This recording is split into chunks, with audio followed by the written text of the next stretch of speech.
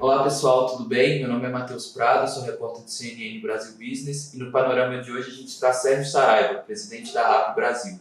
A gente vai abordar temas como a pandemia, o mercado de trabalho e perspectivas para o futuro.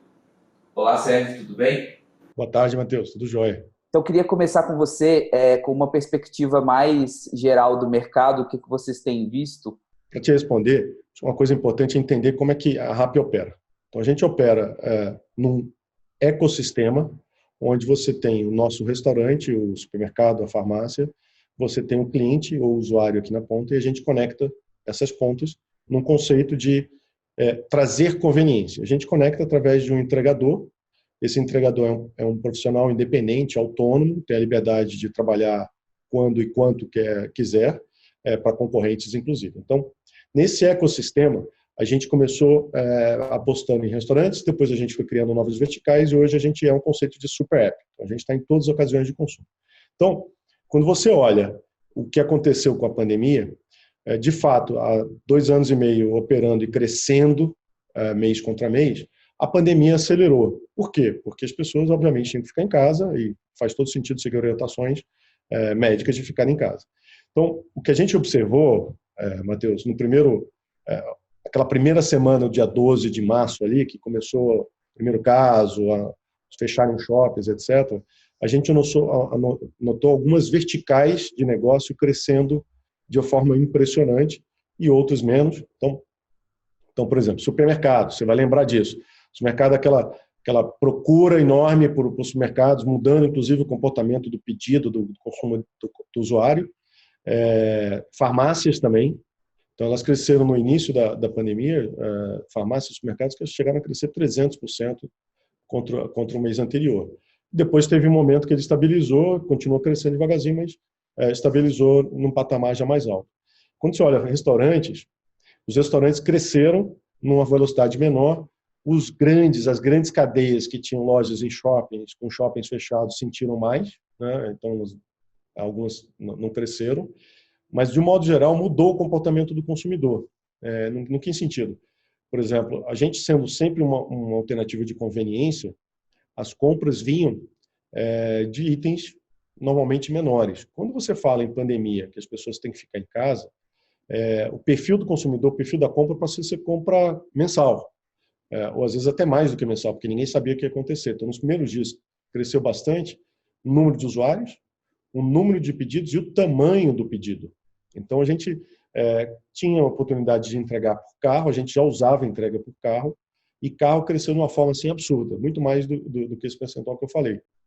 Legal, Sérgio. E aí, acho que vale a gente contextualizar também que se essa demanda aumentou e mudou, eu acho que a competitividade no meio também vem crescendo e vem se moldando de uma forma diferente, né? Acho que dá para a gente citar a Uber aí, que chegou com Flash, próprio Corner Shop nessa questão dos supermercados. Como que isso tem feito vocês se adaptarem dentro do mercado?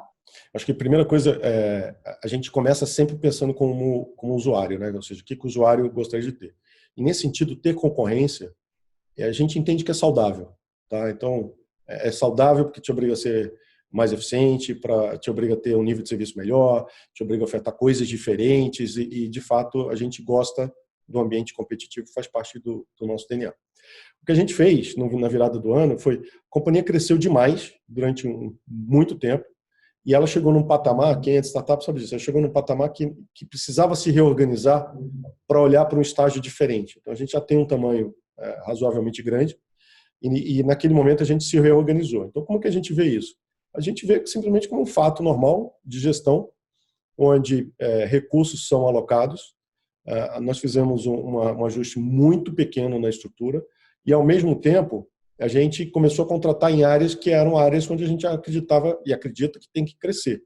Então, hoje em dia, a gente tem mais de 100 vagas em aberto, no sentido de crescer na direção que a gente, de fato, planejou lá no início do ano. Então, foi um momento relevante e importante para a companhia tomar essa decisão. E está surtindo efeito agora. Legal. E aí, acho que a gente tem também não sei se é um conflito, acho que você vai poder me dizer melhor, que vocês têm a equipe interna, né, a operação da RAP mesmo, e os prestadores de serviço. que é uma relação aí um pouco mais complexa, porque não tem o vínculo. Como que você acha que isso tem se desenvolvido nos tempos de pandemia? Acho que nesse último final de semana a gente até chegou a ter algumas manifestações de entregadores contra o sistema de pontos. Acho que até vale você contextualizar um pouco melhor essa questão. O sistema de pontos é muito utilizado em transporte por aplicativo. Então, você tem segmentação conforme o próprio entregador, ou próprio, nesse caso, motorista de aplicativo. Quanto mais ele tem uma avaliação dele, quanto mais ele é pontual, quanto mais as pessoas dão gorjeta, então você vai tendo sinais que aquele serviço é bom. A gente usa esse mesmo tipo, que é o sistema de pontos, para que você em casa tenha um entregador com o melhor nível de serviço possível e você tenha satisfação que queira voltar para usar. Assim, ganhamos a RAP, como sendo o fomentador do ecossistema, ganha o restaurante que tem seu pedido e ganha o entregador que tem mais serviço. Então, na essência, o sistema de pontos é esse. Então, a gente quer valorizar os entregadores que têm melhor performance, que têm melhor nível de serviço e que eles sejam valorizados. Então, é uma coisa nova, então teve um pouco de ruído, mas foi muito, muito, muito pequeno do nosso lado. E a gente garantiu que a comunicação fluiu e não teve problema. Certo. E aí, acho que expandindo um pouco nessa questão, mas entrando talvez num campo mais amplo, eu queria que você desse um panorama de como a RAP viu os resultados econômicos no primeiro semestre, no sentido dessa oferta de mão de obra. Infelizmente, né? Mas vocês acham que vai haver mais mão de obra disponível para esse tipo de serviço num futuro próximo, dados os dados de desemprego, os dados do PIB? Como é um trabalho que não é um serviço, né, melhor dizendo, que ele não depende de um vínculo empregatício com obrigações de trabalhar X horas por semana, se faltar, perde, etc. e tal, essa flexibilidade faz com que você tenha pessoas que às vezes trabalham 2 horas, tem um emprego, antes de ir para casa, trabalha 2 horas, sabe que aquele horário é mais tranquilo para ele e tem demanda. Então, a gente, de fato, nunca teve problemas significativos com falta de entregadores. Tá? O que a gente viu durante o Covid é que aumentou, de fato, o número de pessoas interessadas, até, por exemplo, entregadores, motoristas por aplicativo. A gente sabe que tem menos gente se deslocando, essas pessoas precisam pagar as contas, etc. Então, também vieram e ingressaram. Então, hoje, assim como antes, hoje tem uma oferta mais do que suficiente, hoje tem mais gente ainda, e a gente entende que quando você olha o PIB caiu 1,5% no primeiro trimestre, são os dados que são públicos. E quando você olha, o primeiro trimestre foi impactado 15 dias, só pela Covid, que foram os 15 dias de março. Então, eles já tinham o viés de ter dificuldades naquele momento. Em 15 dias não impactaram os 3 meses. Então, a gente entende que, de fato, o Brasil já tinha sintomas que o PIB poderia ser impactado. E a gente fica feliz, Matheus, porque nesse momento a gente consegue dar emprego para mais gente. Nossa atividade é uma atividade que você consegue dividir, você consegue ter mais pessoas participando desse ecossistema e, ao mesmo tempo, a gente consegue contribuir para a economia e para a sociedade como um todo. Então, nossa perspectiva é que, de fato, dependendo do agravamento do PIB, de fato, tem mais oferta de entregadores, mas, ao mesmo tempo, isso não se constitui um problema. A gente só se sente, neste momento, um pouco mais engajados em ter mais gente participando dessa plataforma do que antes, entendeu? E do ponto de vista da demanda, ela tem acompanhado também esse crescimento de parte dos entregadores? A resposta é sim. Tem, não na mesma proporção, porque eu lembro que eu falei dos mercados e farmácias, eles cresceram bastante nos primeiros 15 dias, depois eles estabilizaram num patamar mais alto, mas ele não cresce nesse mesmo ritmo. Então, o que a gente entende as pessoas também têm um pouco de... Você em casa, você talvez não peça tanto o restaurante que você poderia pedir, não peça tanto coisas externas, compras e tal, porque você tem um pouco a insegurança do futuro. Então, eu acho que sim, continuam crescendo num ritmo menor, mas as pessoas estão cautelosas com o que vai acontecer com a economia, muito mais do que qualquer coisa. Pensando um pouco nessas maneiras de ajudar a comunidade, de tentar reduzir impactos, a RAP lançou o movimento 2 em 2, né? Queria que você expandisse um pouco sobre isso, falasse qual que vai ser o alcance da iniciativa, para quem que esses testes vão ser doados. Queria que você desse uma pontuada sobre isso, por favor. O programa, na essência, você paga R$ 251, compra um teste e, ao mesmo tempo, você está doando um teste. Né? Esse teste ele foi validado por um comitê de médicos de renome, de reputação e de conhecimento específico. Esse teste você compra na RAP, a gente é um canal de venda, compra e agenda em um determinado local. Você chega lá, você basicamente para num shopping center, você para em lugares específicos, sem contato com ninguém. Você sai, faz o teste, volta para o seu carro, super, super fluido, super tranquilo.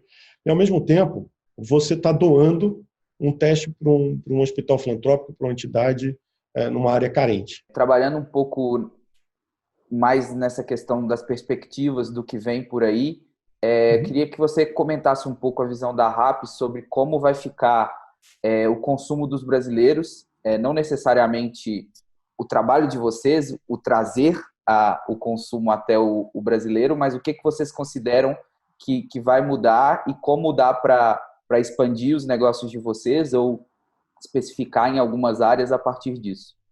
Eu acho que a gente ainda vai ter alguns meses de dificuldade, porque, primeiro, porque está todo mundo voltando da pandemia agora. Então, tem um grande nível, quando falo todo mundo, vários outros países estão voltando, exceto a China, que voltou e ficou muito restrito lá. Então, acho que a gente vai ter um aprendizado de quando, como voltar, faseado, o que é primeiro, o que é... Então, tem um impacto, de fato, em economia. Quando eu olho a RAP, a gente se preocupa bastante com esse ecossistema e a gente entende que muitos usuários que vieram para esse ecossistema vão continuar. Provavelmente com hábitos de consumo que serão substituídos. Então, por exemplo, aí eu tenho uma padaria aqui do lado, eu vou na padaria sábado e domingo, que eu gosto de caminhar, levar o cachorro e comprar, etc. Faz parte até do meu lazer. Esse tipo de consumo, provavelmente, quando voltar ao normal, a economia volta ao normal, né? Então, a gente entende que vai ter uma parcela que veio e continua, uma parcela que veio que continua com os mesmos hábitos e outra parcela que volta um pouquinho nesses hábitos. Agora, o que a gente oferece é muito conveniência. Então, o que é... E está toda hora estudando. Então, a gente olha, a gente faz pesquisas de insights, não só pesquisa de insights, faz com focus groups, faz pesquisas de melhores práticas do mundo inteiro e traz para o Brasil. Então, muito do que a gente trouxe para cá veio escutando os usuários. E, nesse sentido, a gente está toda hora tentando se reinventar e trazer coisas novas para os usuários, estimulando o consumo na conveniência dele. Então, a parte de e-commerce que eu mencionei, a gente lançou no final de fevereiro, início de março. E já estava programado, inclusive, pré-pandemia. Por quê? Porque as pessoas, você está aqui, caiu um celular, quebrou, você está no meio de uma reunião de trabalho, você não consegue sair, ficar sem celular hoje em dia é impossível.